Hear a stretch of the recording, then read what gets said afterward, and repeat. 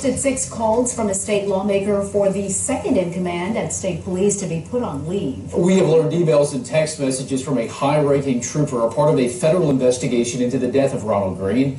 Chief Investigator Chris Nagamuda with what we've learned tonight. Michael, Sylvia, the agency is telling us Doug Cain's emails and text messages will not be released despite being public. They're now locked up as part of an investigation into state police. We found that out after asking to see them for months. It's going on 2.5 years since Ronald Green died following a high-speed police chase with state police. Originally, the agency told his family he died in a crash,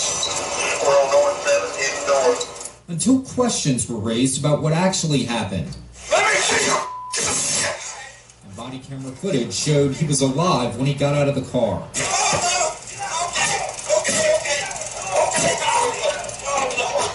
State Senator Cleo Fields is fighting for accountability and justice tied to the Green case. They're either complicating the matter or they're part of the cover-up. After a year of reports from the WBRZ investigative unit. What happened to their son was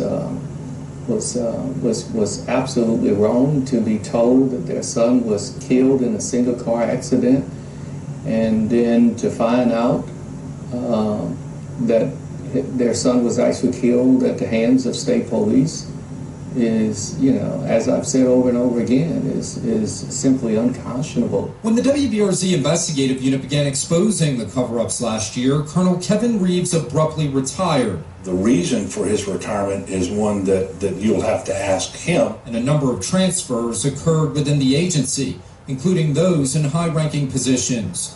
During the Green incident, Doug Cain was already high up in state police ranks, a major. Tonight, he's the second in command at the agency, serving as lieutenant colonel.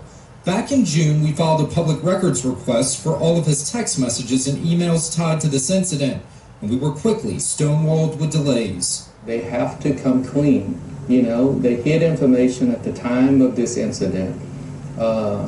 And they continue to hide information. And I say to them over and over again, stop trying to cover up the cover-up. Just be clear about it. Be clean. In June, we asked for all emails and text messages involving Ronald Green. State police responded, saying we could expect the documents within 45 days.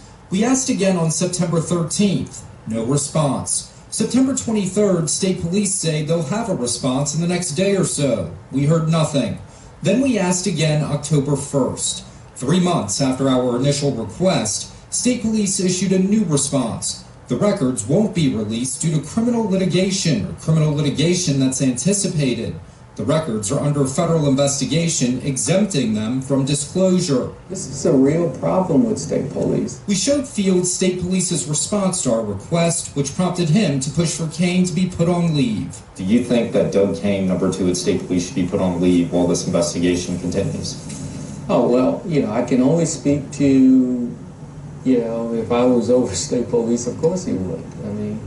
Of course. Fields believes it's not a good look to have the second in command at state police under investigation, and could be an even worse look if state police lied about the investigation in an attempt to not release records the WBRZ investigative unit requested. We can't have our chief law enforcement agency in the state lying to the general public. We have to have some integrity. Now, in a case where transparency is already lacking, according to some lawmakers, a gag order was imposed in this case. 2 weeks ago, a federal judge ruled that his gag order is retroactive, and any offending social media posts written by Green's family attorneys on social media must be deleted. Sylvia?